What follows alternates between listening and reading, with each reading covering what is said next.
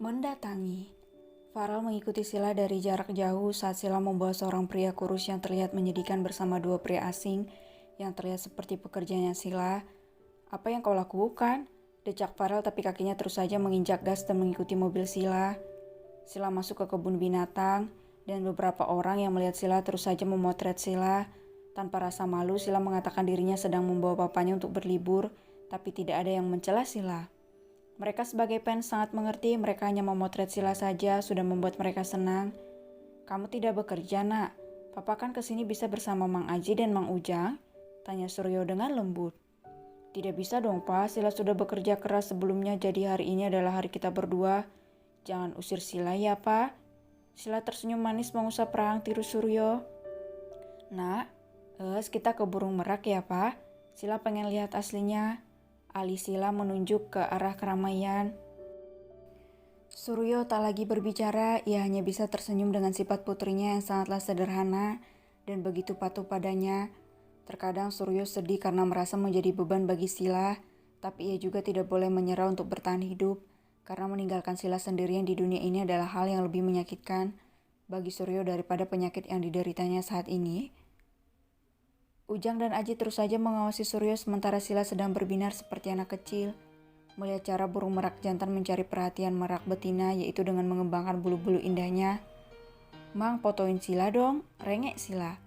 "Baik, Neng," jawab Aji sambil menahan senyum melihat ke arah Suryo yang juga tersenyum. Terkadang Aji dan Ujang begitu mengagumi Suryo yang berhasil membesarkan Sila menjadi berlian murni yang sangat langka. Hanya merekalah yang tahu bagaimana sifat baiknya Sila saat di rumah. Sila tidak pernah menunjukkan sifat barbarnya yang kasar pada orang lain di depan Suryo. Berbeda dengan Suryo yang terlihat lebih ganas jika ada binatang atau manusia yang melukai putri kesayangannya. Cekrek. Farel membenarkan masker hitamnya juga kacamata hitamnya. "Kenapa aku mengawasinya? Cak, bagaimana caraku mengatakan padanya kalau Mumi ingin menemuinya? Apa yang harus aku lakukan?" gerutu Farel. Farel tidak mau membuat Jessie mendiaminya lagi, terlebih lagi Farel tahu bagaimana sayangnya Jessie pada Sila, yaitu dengan bukti kemarahannya selama ini bisa mendiaminya, menganggapnya tidak ada. Farel mendengar gosip-gosip pengunjung kebun binatang yang memuji kebaikan Sila. Mereka tidak tahu saja itu hanya topengnya, sifat aslinya berbeda, batin Farel. Walau tahu Sila galak dan sombong, tapi Farel tidak menyalahkannya, karena ia merasa topeng Sila itu baik di depan publik sudah biasa. Sebenarnya topeng baik di depan Farel itu sudah banyak dilakukan banyak wanita. Bukankah itu memuakkan?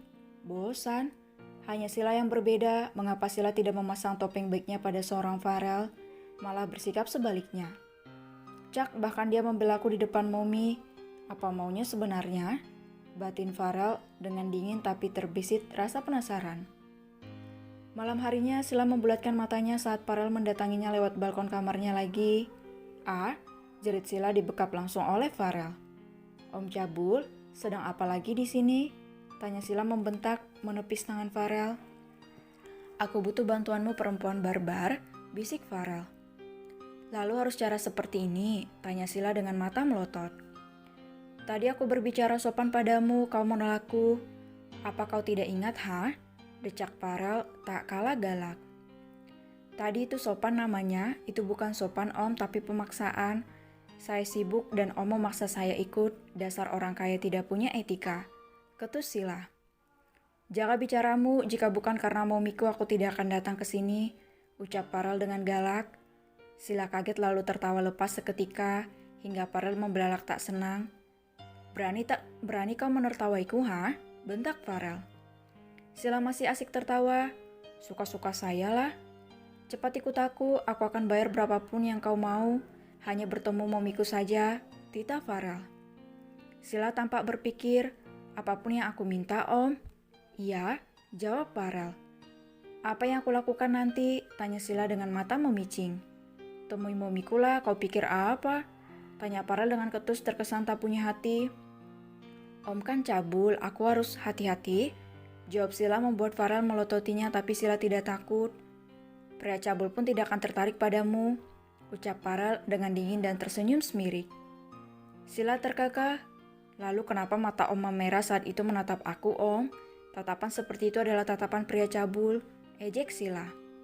Jangan banyak bicara, cepat lakukan saja perintahku, alih Farel dengan ketus. Dasar tidak punya etika, ejek Sila. Apa kau bilang? Tanya Farel dengan marah. Dasar penakut, aku bilang. Kenapa? Om mau marah, balas Sila menantang. Kau? Atas dasar apa kau berani melawanku, ha? Tanya Farel dengan geram. Atas dasar peri kemanusiaan, jawab Sila. Aku bisa mati tegak bicara padamu. Cepat bergerak, geram Farel. Sila menjulurkan lidahnya, sana lompat, usir Sila. Farel berjalan tenang meninggalkan Sila setelah menatap tajam wanita cantik itu. Sila melebarkan matanya melihat Farel melompat santai dari lantai 3. Sila berlari dan melihat Farel dari balkon berjalan santai keluar rumahnya, bahkan mudah melompati pagar yang tingginya hampir 5 meter. Apa pekerjaan sampingannya merampok? Gumam Sila dengan mata melebar kaget. Pantas saja Papa tidak menyadari kedatangannya. Dia lebih mengerikan dari hewan buas. Cara masuknya seperti rumah sendiri. Geleng-geleng kepala Sila. Sebenarnya Sila enggan menuruti perintah Farel, tapi tawaran yang dikatakan Farel membuatnya tertarik. Ia ingin meminta satu hal pada Farel, hanya pria berkuasa saja yang bisa memenuhi keinginannya. Mang, Papa tidur? Tanya Sila ke Ujang. Iya, Neng. Neng mau kemana atuh? Tanya Ujang. Sila mau keluar bentar, Mang. Nanti Sila akan pulang cepat. Kalau terjadi sesuatu pada Papa, tolong kabarin Sila ya, Mang. Pinta Sila memelas. Baik, Neng. Jawab Ujang. Sila pun keluar dari rumahnya dan tidak membawa mobil sama sekali. Ia melihat kiri kanan saat keluar dari pagar rumahnya. Tak berapa lama Sila menunggu mobil mewah berwarna hitam datang dan Sila duduk di belakang. Kau pikir aku supirmu? Bentak Farel. Cak, tempat itu khusus untuk orang istimewa bagi Om. Jadi saya tidak akan duduk di samping Om, jawab Sila dengan acuh. Apa pedulimu, ha? Cepat pindah ke depan, ini lebih mengerikan dari isi pikiranmu itu. Kau menganggapku supirmu, cepat duduk di depan, titah Farel dengan dingin. Sila terlihat enggan bergerak hingga Farel yang bergerak dengan membuka pintu mobil belakang. Pindah sendiri atau aku gendong, lalu aku jatuhkan tidak elit di depan, ancam Farel. Sila menatap geram Farel yang sangat menyebalkan. Daripada digendong Farel, ia pun pindah sendiri dengan caranya, bukan keluar dari mobil, hingga Farel tercengang melihat itu. Farel menutup pintu lalu kembali masuk ke bangku kemudi. Apa kau memang juara PIH? Kenapa tingkahmu tidak ada anggunnya sama sekali? Ejek Farel. Sifat anggunku hanya ada di atas panggung, jangan harap Om meminta aku untuk berakting seperti itu. Ketus Sila. Gadis barbar sepertimu tidak cocok menjadi putri Indonesia yang dikenal sebagai perempuan anggun dan berkelas. Ketus Farel. Bodoh amat, jawab Sila acuh.